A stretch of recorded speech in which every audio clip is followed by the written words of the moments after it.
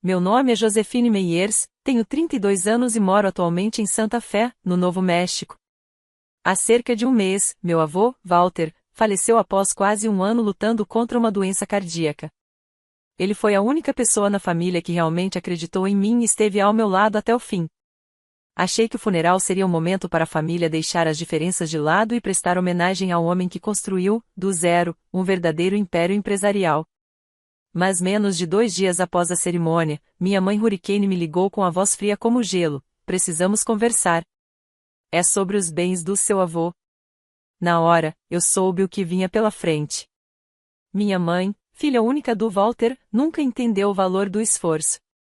Enquanto ele passava a vida inteira trabalhando para erguer a Meyers ao topo uma rede de oficinas no sudoeste, ela vivia de casamentos relâmpago, cartões de crédito e da generosidade relutante dele.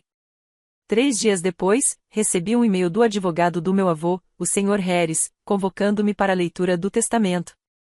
Eu não esperava receber nada, mas mesmo assim cheguei na hora marcada, naquela sala com painéis de mogno e cheiro de papel envelhecido e couro. Ao meu lado estavam minha mãe, meus primos Elliot e Vanessa, e o terceiro marido dela, Robert. O Sr. Harris começou a leitura com calma, mencionando pequenos legados deixados a amigos próximos, funcionários de longa data e uma doação para uma instituição de proteção animal, tudo muito coerente com o caráter do meu avô. Mas então ele olhou diretamente para mim e leu: para minha neta, Josefine Lee Meyers, deixo o restante do meu patrimônio, incluindo todos os meus negócios, investimentos financeiros, propriedades e bens pessoais, excetuando-se os itens já mencionados acima. A sala ficou num silêncio absoluto. Eu mal conseguia respirar. Presumi que os bens seriam divididos, ou que, no mínimo, minha mãe seria a principal herdeira. Mas ele deixou todas as 18 oficinas, os imóveis em Albuquerque, Tucson, e até aquele terreno ainda não desenvolvido em Utah, tudo para mim. Eu ainda processava quando minha mãe bateu a mão na mesa.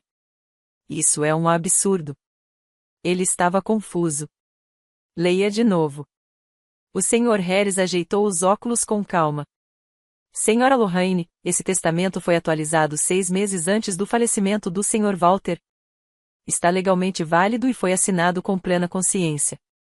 Manasha, sempre a neta favorita, começou a chorar. Ele não podia fazer isso com a gente. Nós somos família. Elliot, geralmente calado, apenas me encarou e balançou a cabeça.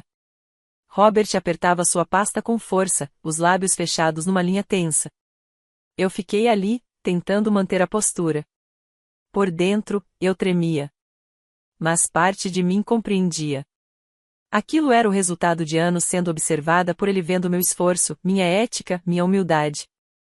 Lembro das noites em que ele me chamava até a oficina principal, colocava os relatórios de lucro nas minhas mãos e perguntava: se caíssemos 12% esse mês, qual custo você cortaria primeiro? Eu suava para responder, mas ele sempre acenava em aprovação quando eu dava uma resposta prática e direta. Nunca me esqueço de algo que ele disse uma vez, enquanto comíamos em uma lanchonete de estrada. Bens são ferramentas, não troféus.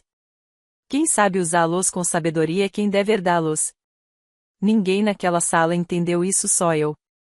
Ao sair do escritório do advogado, fui surpreendida pela minha mãe, que me esperava no estacionamento. Isso não acabou, Josie. Não vou deixar barato. Ela me encarou, mas eu não senti raiva, só tristeza. Eu não tirei nada de ninguém, respondi. Só estou respeitando os desejos dele. Ela riu, com desprezo. E desde quando a palavra de um velho moribundo vale alguma coisa? Fechei o punho, mas não disse mais nada. 3 dias após a leitura do testamento, recebi uma mensagem da minha prima Vanessa.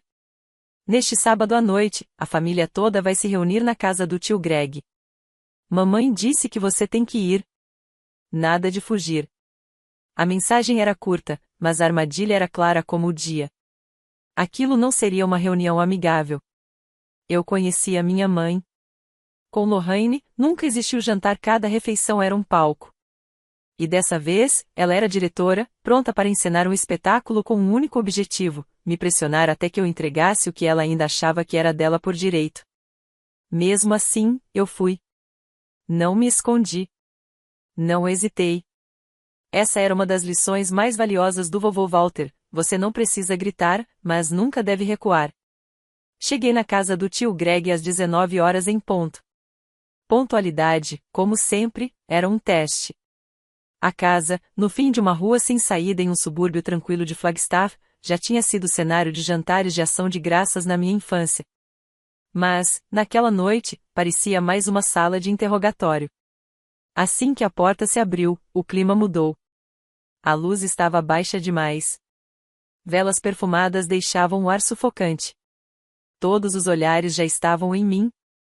Na sala de estar estavam minha mãe, Robert, o atual marido dela, Vanessa, o tio Greg e um homem de terno cinza, cabelo penteado para trás e uma pasta de couro nas mãos.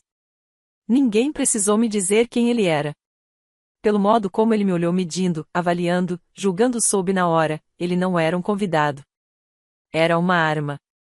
Minha mãe sorriu. Um daqueles sorrisos ensaiados, que corretores usam para tentar vender imóveis com mofo. Josephine, chegou na hora certa. Este é o Sr. Caldwell, nosso consultor jurídico. Entrei, mas não me sentei de imediato. Desde quando essa família tem um consultor jurídico, mãe? Ela respondeu ainda com doçura, mas com veneno nos olhos. Desde que você decidiu ficar com o que não é seu. Sentei na única cadeira vaga de madeira dura, afastada do centro da sala e coloquei minha bolsa ao lado. Vamos direto ao ponto, falei. Isso aqui é uma reconciliação ou um tribunal de família improvisado? O Sr. Caldwell falou pela primeira vez. Sua voz era firme, pausada, controlada. Esperamos chegar a uma negociação razoável. A situação recente abalou a família. A decisão do Sr. Walter de deixar toda a herança para Josephine pode, sim, levantar questões legais, especialmente se houver qualquer dúvida sobre a validade do testamento. Ergui uma sobrancelha, mantendo a calma. Walter estava totalmente lúcido quando fez esse testamento. 2 médicos atestaram. O advogado Harry supervisionou todo o processo. A documentação está impecável. Que suspeita exatamente estamos falando? Minha mãe se recostou no sofá, braços cruzados. Não seja ingênua, Josie. Você esteve com ele todos os dias. Sussurrou no ouvido dele. Ele era frágil. E sempre te mimou demais. Antes que eu pudesse responder, Vanessa se intrometeu. Eu simplesmente não consigo acreditar que ele deixaria a própria filha de fora e daria tudo para você. Isso não é justo. Virei devagar e encarei minha mãe nos olhos. Então por que você não estava lá quando ele foi internado? Quando ele precisava de ajuda para revisar as finanças? Quando esquecia a senha do banco? Ou quando me pediu para ser co-signatária da extensão do contrato da garagem de El Paso? O silêncio tomou conta da sala. O Sr. Caldwell rapidamente puxou um documento da maleta. Preparamos uma proposta de transferência. Não de tudo. A família está apenas solicitando que Josephine devolva a empresa e o portfólio de investimentos. Em troca, ela pode ficar com as propriedades de Tucson e um valor financeiro fixo. Minha mãe assentiu como se estivesse sendo generosa. Todo mundo merece sua parte justa. Ele não construiu isso para uma pessoa só.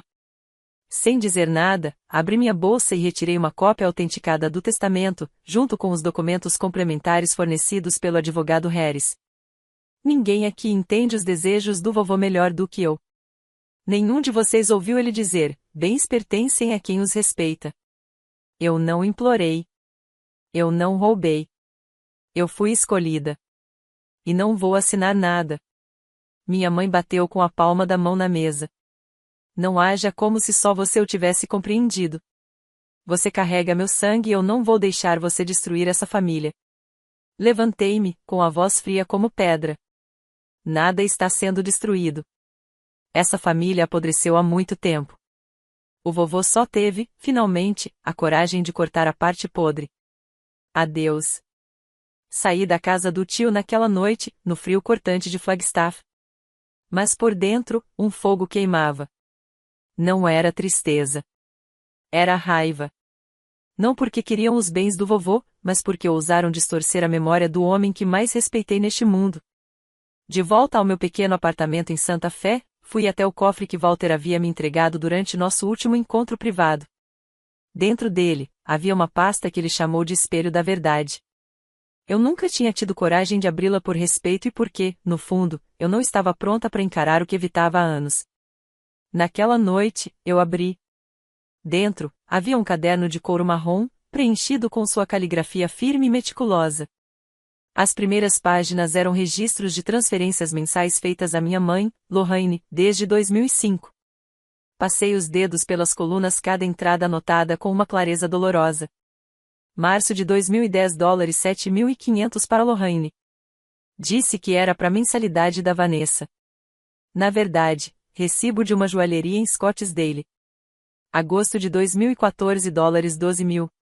Disse que era para arrumar o telhado. Depois foi vista de férias no México com Robert. Novembro de 2017, $9.000. Afirmou que era para cobrir despesas médicas do Elliot. Foi encontrada uma foto da festa de casamento em Las Vegas. Havia pelo menos 37 lançamentos duvidosos, totalizando quase $400.000 ao longo de 15 anos. Foi como engolir um bloco de gelo. Não pelos números, mas pela audácia. Ela pegou aquele dinheiro se fazendo de mãe preocupada, filha responsável, fingindo deveres familiares, tudo para sustentar uma vida baseada em vaidade e autoindulgência. Peguei meu celular e entrei no Instagram da minha mãe, aquele recheado de postagens bonitinhas e inspiradoras sobre gratidão e simplicidade. Uma foto, publicada no dia 17 de novembro, me chamou a atenção. Ela aparecia do lado de fora de um spa de luxo em Sedona. A legenda dizia: renovando minha alma para que eu possa continuar amando profundamente. Autocuidado abençoado.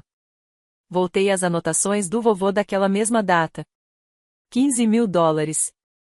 Lorraine ligou chorando, dizendo que Elliot tinha sofrido um grave acidente de carro e não podia arcar com os custos hospitalares. Transferido na hora. Mas eu sabia, não houve acidente nenhum. Continuei vasculhando as postagens antigas de Vanessa. Uma foto de 2016 mostrava as duas sorrindo, radiantes, em um iate em Miami. Entrada correspondente no diário do vovô, $9.000. Justificativa: Vanessa diagnosticada com depressão, necessitando de uma licença prolongada. Lorraine pede apoio financeiro. Imprimi as fotos, salvei todas as legendas e cruzei cada transação com as anotações do diário. Quanto mais eu mergulhava naquele registro, mais perturbador tudo se tornava. Não era apenas mentira, era um sistema inteiro de manipulação, sustentado por culpa, lágrimas e uma encenação de afeto. Levei cópias de tudo para minha advogada, Ellen Barker, uma mulher inteligente, objetiva, especialista em disputas sucessórias em todo o Novo México. Depois de ler o diário, ela levantou os olhos, a voz firme e contida. Você está com uma mina de ouro nas mãos. Se eles entrarem com um processo, isso é seu escudo. Se continuarem tentando te intimidar, é sua espada. E se quiser que a verdade venha à tona, este é o seu holofote. Assenti. Não quero vingança. Só quero que eles parem. Ellen fechou o caderno com cuidado. Às vezes, para fazer alguém parar, você precisa dar o primeiro passo. Naquela noite, recebi uma mensagem de um número desconhecido. Era Elliot. Eu não sabia que as coisas tinham ficado tão sérias. Só fiz o que minha mãe mandou. Me desculpa. Não respondi de imediato, mas algo estava claro. A próxima batalha não seria vencida com jantares cheios de indiretas ou sorrisos forçados. Desta vez, seria travada com provas, lógica e a verdade crua, do tipo que obriga quem vive atrás da fachada de família a encarar os estragos que causou. Apaguei as luzes naquela noite, mas minha mente nunca esteve tão lúcida. Na manhã gelada de segunda-feira, ao sair de uma reunião com a equipe de gestão da agência em Albuquerque, uma notificação apareceu na tela do meu celular. Remetente: Grupo Consultivo Jurídico Vanessa. Assunto: cessar interferência em bens. Prezada senhorita Josefine Meyers. Representamos Lorraine Beckett e familiares, solicitando que cesse imediatamente qualquer interferência em bens de propriedade conjunta, enquanto aguardamos procedimentos judiciais. Você está sendo formalmente acusada de explorar uma pessoa idosa em condição de capacidade mental reduzida, com fins de ganho financeiro, por meio da manipulação de um testamento. Li 3 vezes. A cada leitura, as palavras afundavam mais fundo no meu peito. fiquei no carro por quase meia hora. Não por choque, mas de raiva. Eles haviam cruzado a linha. Isso não era mais drama de família. Era guerra. Um ataque direto à minha integridade e ao legado do meu avô. Encaminhei o e-mail imediatamente para Ellen. E então, foi a minha vez de esperar. Menos de 10 minutos depois, ela me ligou. Eles não estão registrados na Ordem dos Advogados do Novo México. Esse grupo consultivo jurídico Vanessa é uma empresa de consultoria, não um escritório de advocacia. Eles não têm autoridade legal para representar ninguém em tribunal civil. Então eles estão me enganando? Não exatamente, respondeu Ellen. Isso se chama intimidação com verniz legal. Se você responder ou assinar qualquer coisa que eles enviarem, podem usar isso como uma admissão implícita em futuros processos. Eu não vou assinar nada. Mas, Ellen, eles estão me acusando de manipular meu avô enquanto ele estava morrendo. Ellen fez uma pausa. Depois, falou devagar, com firmeza. Precisamos agir primeiro. E eu sei exatamente como. 3 dias depois, nós duas nos encontramos com o Dr. Everett, médico de atenção primária do meu avô Walter. Um homem magro, na casa dos 60, discreto, mas com uma postura segura. Ele havia cuidado do vovô por quase 8 anos. Explicamos por que estávamos ali. Ele apenas assentiu e disse com firmeza. Assinei uma declaração oficial afirmando que Walter estava em plena capacidade mental quando alterou o testamento. E estou totalmente disposto a testemunhar, se necessário. Ellen foi direta. Existe alguma gravação? Ou anotação escrita? Sim. Nossa clínica grava as sessões de aconselhamento jurídico com o consentimento do paciente. Walter deu permissão expressa. Quase pulei da cadeira. Então existe uma gravação onde ele explica por que me escolheu? Sim. E ele foi claro. Objetivo. Sem margem para dúvidas. Solicitamos cópias do áudio e também da documentação médica dos últimos 6 meses. As peças finalmente começavam a se encaixar.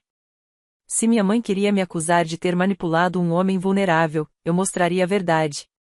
Eu não precisei convencer ninguém. Ele escolheu. E ele sabia exatamente o que estava fazendo. Ele me orientou a manter silêncio total na mídia e ignorar qualquer ligação, mensagem ou e-mail do chamado Vanessa Legal Advisory Group. Enquanto isso, ela prepararia uma notificação formal exigindo que cessassem a intimidação, ou enfrentariam uma ação por difamação e assédio. Mas eu o subestimei. Naquela mesma noite, apareceu uma postagem de blog sendo compartilhada no Facebook postada por uma amiga antiga da minha mãe. Neta ambiciosa convence avô moribundo a mudar testamento. Uma tragédia familiar americana. O texto não citava meu nome, mas cada detalhe era assustadoramente específico. Dono de uma oficina em Santa Fé. Minha idade. Minha profissão. Uma campanha de difamação velada, porém precisa. Os comentários vieram como enxurrada. Essas novas gerações só esperam os velhos morrerem para pegar a herança. É tão fácil manipular idosos hoje em dia. Dá até pena. Desliguei o celular, mas já era tarde demais. Amigos antigos, colegas de trabalho, não me acusavam, mas perguntavam, com suavidade envenenada. É verdade? Sentei no escuro, encarando o anel que meu avô me deu no dia da minha formatura. Gravado por dentro, você mereceu. Sussurrei. Vovô, eles estão pisando no que você construiu. Mas eu não vou recuar. Na manhã seguinte, ele enviou a resposta oficial. Sem ameaças, apenas um arquivo de áudio de 12 minutos. Era a gravação de Walter com o Dr. Everett, onde ele explicava com calma por que havia deixado tudo para mim. Ele foi direto. Não deixo dinheiro. Deixo valores. E sei que Josefine vai saber o que fazer com eles. No sábado à tarde, eu estava na oficina de Santa Fé, revisando os livros contábeis, quando ouvi a campainha. Era raro alguém usar a porta de vidro àquela hora. Olhei para cima e congelei. Ali, parado sob o sol do fim da tarde, estava Elliot. Meu primo de 19 anos. O mesmo que, durante a reunião familiar, ficou calado, como se nada daquilo o afetasse. Agora ele estava diante de mim, com os olhos fundos e uma mochila surrada pendurada no ombro. Abri a porta. O que foi, Elliot? Ele engoliu seco, a voz rouca de cansaço ou de tanto pensar. Eu não sei para onde ir. Dei um passo pro lado, deixando-o entrar. Preparei um chá de gengibre para ele, sentei numa cadeira de plástico ao lado da mesa. Ele permaneceu em silêncio por alguns minutos, os olhos fixos no chão frio de azulejo, as mãos apertadas uma na outra. Até que finalmente disse, sem me encarar. Você já sabe, não é? E agora? Elliot perguntou. Sobre as contas falsas do hospital? Sobre aquela bolsa de estudos que nunca existiu no ano passado? Sobre o dinheiro que a mãe pegou do vovô dizendo que abriria uma loja e acabou transferindo tudo pro tio Robert? Eu não respondi. Mas ele assentiu, como se apenas tivesse confirmado em voz alta algo que já sabia fazia tempo. Ontem à noite, ouvi ela no telefone com a Vanessa continuou. Disse que, se não conseguisse arrancar dinheiro de você, tudo que vinha planejando desde fevereiro ia por água abaixo. Ela também falou que a morte do vovô foi em boa hora, fez aspas com os dedos, mas que não foi conveniente. Você ouviu isso? Perguntei, a voz presa na garganta. Ela chamou a morte dele de queda estratégica. Apertei as mãos no colo, tentando conter a raiva. Você respondeu alguma coisa? Só perguntei se ela estava falando sério. E ela disse, pessoas como vovô Walter não precisam da pena de ninguém. Foi então que Elliot me olhou nos olhos. Pela primeira vez, não vi mais o garoto mimado e confuso. Vi alguém acordando. Machucado, sim. Mas real. Mana, eu quero sair de casa. Não consigo mais viver lá. Ele abaixou o olhar. Mas eu não tenho nada. Sem grana pro aluguel. Sem rumo. Você me deixaria ficar com você por algumas semanas? Para tentar arrumar um emprego? E, se der, aprender contigo no serviço? Fiquei em silêncio por um instante. Eu tinha me preparado para enfrentar minha mãe, Robert, Vanessa, mas nunca imaginei que Elliot os deixaria. Sorri e me levantei. Meu AP tem um quarto extra. Mas se for ficar lá, nada de ficar o dia todo no celular, entendeu? Ele sorriu de volta, aliviado. Pode deixar. Eu vou acordar antes de você. Naquela noite, levei Elliot para casa. O apartamento era pequeno, 2 quartos só, mas aquecido bastante para começar de novo. Coloquei um cobertor grosso na cama de hóspedes, e ele me ajudou a reorganizar os livros antigos do vovô. Elliot se adaptou rápido. Conseguiu um emprego como assistente em uma garagem próxima, enquanto eu o ensinava a processar pedidos, controlar estoque, lidar com reclamações. Ele não reclamou nenhuma vez. Ao contrário, prestava atenção em cada detalhe, fazia perguntas, anotava as preferências dos clientes. Um dia, depois de fecharmos a oficina, ele se virou para mim. Você lembra como o vovô sempre insistia pra gente revisar o ar-condicionado antes de maio? Olhei surpresa. Como você lembra disso? Porque todo abril ele xingava os filtros de ar, respondeu, rindo. Caímos na gargalhada. Foi um momento de leveza no meio da tempestade. Os boatos ainda corriam soltos na internet como uma febre que se recusa a passar. Mas, ali, naquele riso, eu entendi o que o vovô tinha visto em Elliot. Olhos atentos. Cautela. E, o mais importante, uma gratidão sincera crescendo dentro de quem antes era o herdeiro óbvio. Uma semana depois, Elliot recebeu uma mensagem da mamãe. Se você voltar para aí, eu nunca vou te perdoar. Não esquece quem pagou pela sua educação. Ele me mostrou. Perguntei. Quer responder? Ele apenas balançou a cabeça. Vou responder vivendo de outro jeito. Apertei sua mão. E, pela primeira vez, senti de verdade que eu não estava mais sozinha. 4 dias depois que Elliot se mudou, recebi um e-mail da Ellen. Assunto: hora de contra-atacar. Ela anexou um documento de mais de 80 páginas. Era tudo o que precisávamos, provas legais confirmando, sem margem de dúvida, a validade do testamento de Walter. Incluía a gravação completa da conversa entre meu avô e o Dr. Everett. avaliações psiquiátricas regulares feitas nos últimos 6 meses de vida, e declarações assinadas pelas 2 testemunhas que estavam presentes no momento da atualização do testamento. Tudo estava à prova de falhas. Hermético. Nenhuma brecha possível. Naquela noite, Ellen, Elliot e eu nos sentamos no escritório temporário da advogada para definir a próxima jogada. Ela espalhou os documentos sobre a mesa, marcando cada um com pequenos post-its amarelos. Vamos enviar uma cópia para eles, disse Ellen com firmeza. Sem ameaças, sem palavras agressivas. Só a verdade. Clara, fria e inegável. Elliot examinava a papelada quando seus olhos se arregalaram diante de uma página específica, a reconciliação financeira de 2020.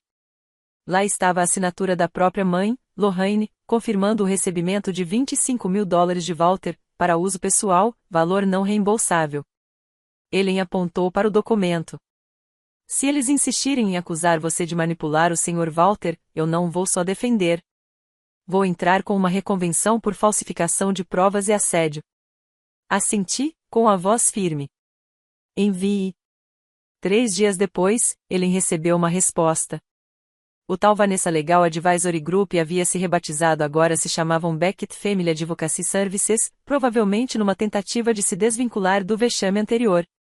Naquela tarde, enquanto eu revisava as filmagens da garagem, meu telefone tocou. Era Ellen, em tom direto. Josefine, eles recuaram. Estão sem movimentos. Como assim? Perguntei, largando o teclado. Acabamos de receber uma carta de retirada incondicional. Eles sabem que a gravação, os laudos médicos e os documentos financeiros tornariam qualquer acusação contra você um tiro no pé. Soltei o ar devagar. Não era exatamente uma vitória, mas parecia um alívio. Um peso que enfim caía. Sem desculpas. Sem retratação. Apenas silêncio como forma de rendição. Fui até onde Elliot limpava as prateleiras na lateral da garagem. Cheguei perto e disse. Eles retiraram a reivindicação. Ele largou o pano, olhou para mim por um longo instante e assentiu. Então, realmente acabou. Demorei alguns segundos antes de responder. Olhei para as montanhas ao longe, aquelas mesmas onde o vovô Walter me levou para acampar pela última vez, 3 meses antes de partir. Ainda não. Mas é o primeiro passo. Naquela noite, Ellen e eu nos reunimos de novo. Ela anotou os próximos movimentos. Confirmação final da validade do testamento junto ao tribunal local. Início da transferência oficial de todos os bens para o meu nome, a Meyers Auto Pro, o portfólio de investimentos, os imóveis em Flagstaff, Tucson e Los Cuzos. Criação de um fundo em nome de Elliot, conforme sugerido por Walter anos atrás, como parte do plano sucessório. Depois que Ellen foi embora, fiquei sozinha na sala. Elliot já dormia. Sua mochila, velha e gasta, ainda estava pendurada na cadeira, lembrança silenciosa de que nem todo mundo começa pelo caminho certo. Mas todos merecem a chance de mudar. Por volta das 9 da noite, meu celular vibrou. Era Vanessa. Não atendi. Mas logo depois veio uma mensagem. Josefine, eu sei que o que a mamãe fez passou dos limites. Não sei o que dizer. Mas se algum dia quiser conversar, estou aqui. Mesmo que seja só para te ouvir. Li aquela mensagem diversas vezes. Sem desculpas. Sem justificativas. Apenas silêncio, um silêncio humano, sincero. Ainda não respondi. Mas sei que o dia vai chegar, o dia em que eu não precisarei mais lutar. Apenas conversar. Meu avô disse uma vez. A justiça nem sempre vem do tribunal. Ela nasce de como você protege o que é certo. Mesmo quando ninguém mais o faz. Olhei para a foto dele na parede, o sorriso calmo, o olhar firme como sempre. Na primavera daquele ano, tornei-me oficialmente proprietária da rede Meyers Auto Pro Garage, o nome que definiu toda a vida do vovô Walter. Mas, em vez de comemorar com festa ou anunciar a mudança à imprensa, passei minha primeira manhã como dona sentada com os técnicos da oficina original, em Santa Fé. Nada de terno, discurso ensaiado ou mesa imponente. Levei um maço de cartões, uma garrafa térmica de café e 2 pastéis de maçã, como ele fazia quando era hora de ter uma conversa de verdade. Vamos fazer mudanças, disse, olhando cada um nos olhos. Mas não para destruir o que o vovô construiu. Vamos fortalecer. Para que isso dure mais 50 anos. Mais justo, mais forte, mais inteligente. A primeira filial que reestruturei foi a de Los Cuzús. Estava abandonada havia 2 anos, largada por um antigo gerente obcecado por lucro rápido. Atualizei o software de gestão, ampliei a área para atendimento de veículos elétricos e contratei 3 jovens de uma escola técnica local. Criei também uma nova política: todos os técnicos passam a ter treinamento regular em tecnologias automotivas sustentáveis. Achei que você só ia assumir, não expandir, comentou Elliot, ao me ver desenhando os planos para um novo showroom de peças recicladas. Sorri e deslizei a pilha de pastas para ele. Vovô não deixou esse legado para ser guardado atrás de um vidro. Ao mesmo tempo, comecei a estruturar a Fundação Walter L. Meyers, uma organização sem fins lucrativos voltada para oferecer bolsas de estudo a estudantes de engenharia mecânica, especialmente jovens de baixa renda ou famílias operárias. O primeiro nome da lista de bolsas foi o do Elliot. Sério? Ele perguntou, visivelmente surpreso. Acabei de aprender a mexer com planilhas. Não sou um gênio que nem você. Não preciso de gênio, respondi, firme. Preciso de alguém que assume os erros, corrige, e acima de tudo, tem coragem. Elliot se candidatou à Universidade do Novo México, no curso de Administração de Pequenos Negócios, com ênfase em engenharia automotiva sustentável. Na redação pessoal, ele escreveu sobre o vovô Walter, sobre quando achava que tudo na vida era garantido até descobrir a verdade e escolher um novo caminho. Ele foi aceito para o semestre de outono. Continuei visitando cada oficina, não só para revisar números, mas para conhecer as pessoas. Ouvi David, mecânico veterano, desabafar sobre dores crônicas nas costas por trabalhar 10 horas por dia em pé. Liguei para o plano de saúde e renegociei os termos. Perguntei a Jennifer, uma jovem contadora da unidade de Tucson, se seu salário era compatível com suas funções. Quando hesitou, mandei abrir uma auditoria da folha de pagamento. Aos poucos, senti algo novo nas oficinas. Não era só a pintura renovada. Era o sentimento de pertencimento. As pessoas já não se sentiam engrenagens invisíveis. Numa tarde de junho, recebi uma carta escrita à mão por um estudante de Gallup, Novo México, primeiro bolsista do Fundo Walter. Ele escreveu: Obrigado por acreditar que o filho de um mecânico e o filho de um padeiro também podem se tornar engenheiros. Eu não vou te decepcionar.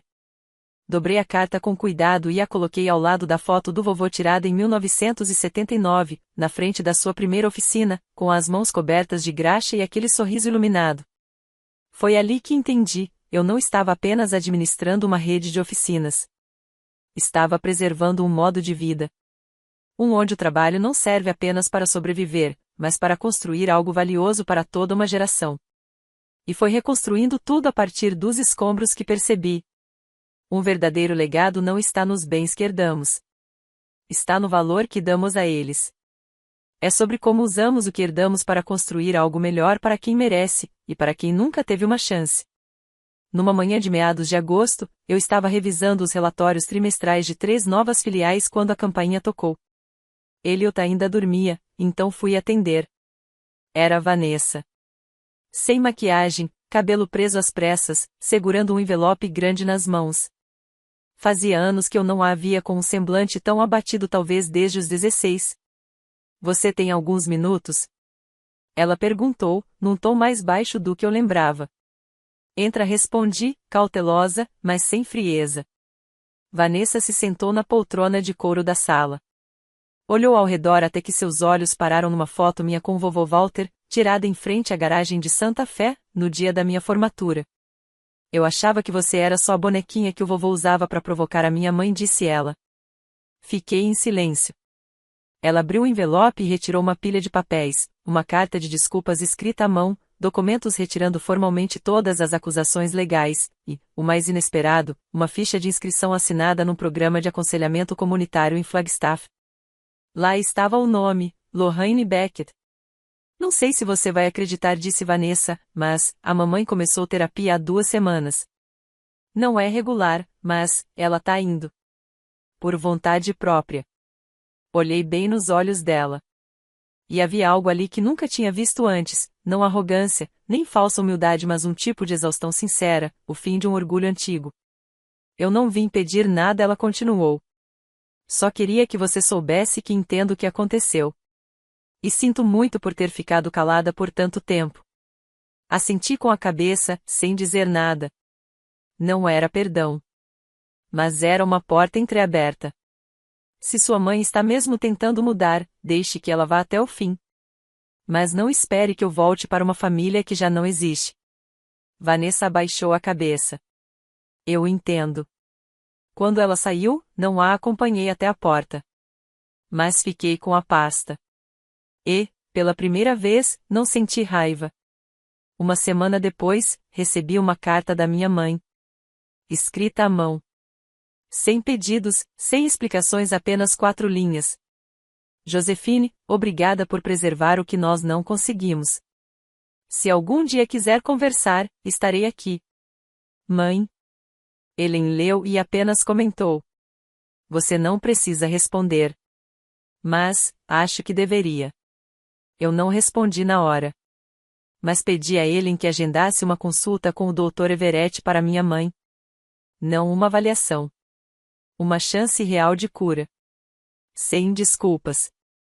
Elliot percebeu a mudança antes de todo mundo. Ela me mandou mensagem ontem, disse ele. Não falou de dinheiro. Só perguntou se eu estava me alimentando bem. E o que você respondeu? Mandei uma foto do sanduíche que você fez de manhã. E escrevi. Estou bem. Graças à minha irmã. Sorri. Pela primeira vez, a palavra irmã significava mais que biologia. Significava presença. Naquele outono, a Fundação Walter L. Meyers realizou sua primeira cerimônia de bolsas de estudo numa faculdade técnica em Las Vegas. 12 estudantes, a maioria de cidades pequenas como a nossa, cruzaram o palco para receber seus prêmios. Na última fileira, avistei uma silhueta familiar. Cabelos escuros. Corpo magro. Sentada em silêncio. Era minha mãe? Sem anúncio. Sem convite. Mas ela foi. Assistiu à cerimônia inteira. Depois saiu discretamente, antes que eu pudesse alcançá-la. Ele colocou a mão no meu ombro com delicadeza. Ela está tentando. Do jeito dela. Assenti. Minha família ainda não estava curada. Havia silêncios antigos, feridas que nunca foram tocadas. Mas, pela primeira vez, a ganância não era mais o que guiava nossas histórias. E isso, por si só, já era um começo. E no espaço que aquelas feridas deixaram, algo novo começou a florescer. Responsabilidade, honestidade, e uma pequena centelha de esperança silenciosa. Não voltamos a ser como antes, mas estávamos aprendendo a seguir em frente, um passo de cada vez, um vínculo restaurado, um esforço sincero. E, para mim, isso já era o suficiente para recomeçar. A história de Josefine mostra que um legado não é apenas algo a ser dividido. É algo que precisa ser honrado e protegido. Ela não apenas preservou o que seu avô deixou, ela transformou isso em base para algo maior. Reconstruiu um negócio, investiu na comunidade e começou a curar as rachaduras dentro da própria família. Em um mundo onde a ganância tantas vezes grita mais alto que o afeto, Josefine escolheu o caminho mais difícil, manteve-se firme, agiu com integridade e reacendeu a esperança com atitudes, não com promessas vazias. E você? O que achou das escolhas de Josefine e do caminho que ela percorreu? Teria feito o mesmo? Deixe sua opinião nos comentários e não se esqueça de seguir o canal para mais histórias reais e tocantes sobre família, escolhas e vida.